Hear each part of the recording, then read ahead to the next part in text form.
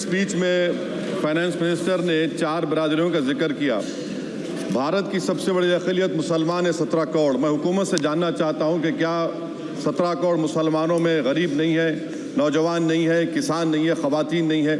वतन अजीज़ में सबसे गरीब मुसलमान है, सबसे ज़्यादा नाखवानगी मुस्लिम ख़वातीन में। AIDS और PLFS का डेटा ये बताता है कि मुसलमानों में सबसे कम असासे है और कंजम्पशन लेवल दूसरे मजहबी ग्रुपों के बनिस्बत सबसे कम है। तालीमी इदारों में मैडम 15 और 24 साल की उम्र में भर्ती एनरोलमेंट में मुसलमानों की सिर्फ 29%, शेड्यूल कास्ट की 44%, हिंदू OBC के 51% और हिंदू अपर कास्ट की 59% है। हायर एजुकेशन मुसलमानों का एनरोलमेंट सिर्फ 5% है।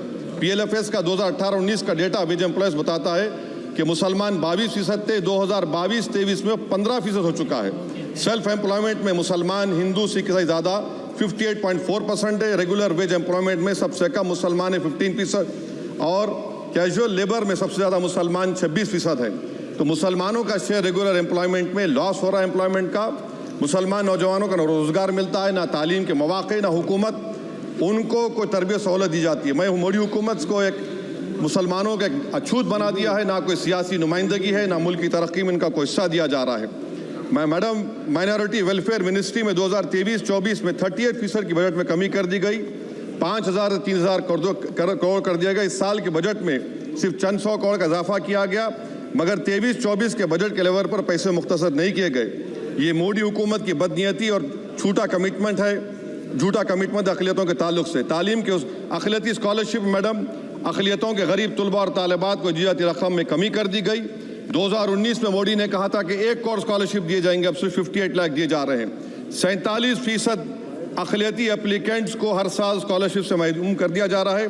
10 साल से मैं कह रहा हूँ कि डिमांड ड्रिवन करो। डिमांड ड्रिवन के लिए सिर्फ 3,000 करोड़ की ज़रूरत है, मगर ये हुकूमत सच्चाई को और ईमानदारी से काम नहीं कर रही है। 2007 और 8 से माइनॉरिटी स्कॉलरशिप का नंबर इजाफा नहीं हुआ है।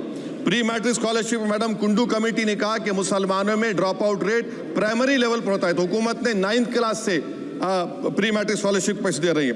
NDMC की इक्विटी मैडम 800 करोड़ एक मजाक है। PMGAV के में 910 करोड़ दिए गए। सारी दुनिया जानती है कि जहां मुसलमान बसता है गाँव में, शहर में, वो अंडर डेवलप एरिया है, और आप मजाक करें ऊँट के मुँह में जीरा देकर। हज में 97 करोड़। हज कमेटी एक रिश्वत का मरकज बन चुका है। प्राइवेट टूर ऑपरेटर्स के एक लाइसेंस के लिए पैसे देना पड़ता है, बिल्डिंग सिलेक्शन के लिए पैसे देना पड़ता है, मीना मुजदलफा में कंपनी के सिलेक्शन के लिए पैसे देना पड़ता है।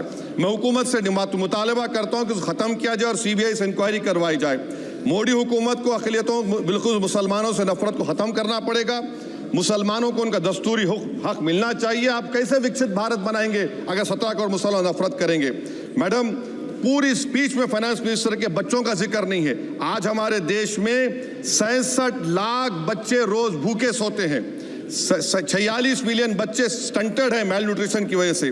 25 मिलियन बच्चे वेस्टेड हैं। मासूम बच्चों की ये बदकिस्मती और बदबख्ती है कि एक शख्स चाय बेचकर वजीर आजम बन गया। LTC long term capital gain tax madam was decreased from 20 to 12.5%. However, the indexation benefit has been removed and won't apply to any property purchased after 2001. This will be detrimental to the growth of real estate, limit household capital formation and impact employment generation in construction sector.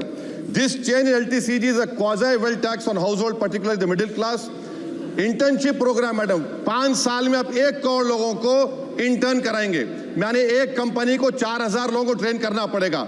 मुझे बताइए क्या ये बड़ी company का माने क्या है? It is unachievable. Will it be based on market cap, revenue, employ size? Maybe prime minister Modi is saying to Agniveer to do internship after 4 years of service in armed forces. Madam, 21 billion people have given up all hope and stopped looking for jobs. This brings down to 9% eligible population that either employed or they're looking for jobs. Maybe finance minister can introduce a Berozgar tax and tax unemployed as well. No significant increase for social welfare, healthcare.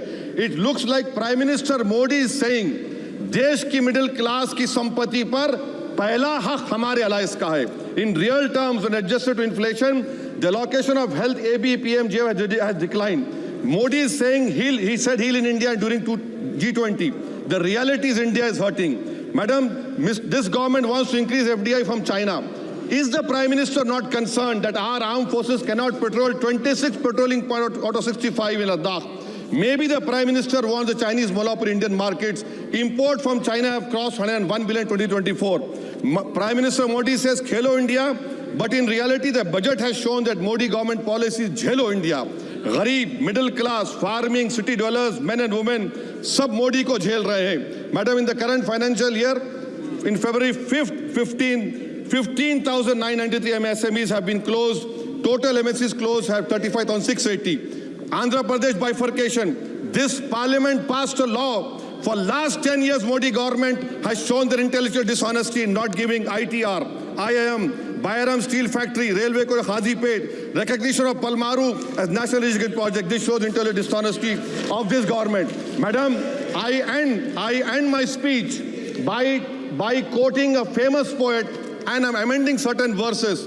133 crore इंसानों जिंदगी से बेगानों सिर्फ हुक्मरानों ने हक तुम्हारा छीना है खाक ऐसे जीने पर ये भी कोई जीना है बेशऊर भी तुमको बेशऊर कहते हैं सोचता हो ये नादान कैसे हवा में रहते हैं 133 करोड़ इंसानों कब तक ये खामोशी चलते फिरते जिंदानों गरीब खवातीन नौजवानों किसानों से रोने की सदाएं आती हैं जब शबाब पर आकर खेत लहलाता है किसके नयन रोते हैं कौन मुस्कुराता है काश तुम भी समझो काश तुम भी जानो किस कदर भयानक है जुल्म का ये ढब देखो रख से आतिश व आहन देखते ही जाओगे होश में ना आओगे और अनएम्प्लॉयमेंट पर अभी बोला गया नौकरियां दे रहे हैं तो शायर ने इनके बारे में अच्छा कहा कि फूल शाखों पर खिलने लगे तुम कहो जाम जिंदों को मिलने लगे तुम कहो चाक सीनों के सिलने लगे तुम कहो इस खुली झूठ को जहन की लूट को मैं नहीं मानता मैं नहीं जानता शुक्रिया मैडम माननीय सदस्य श्री N.K. प्रेमचंद्रन जी।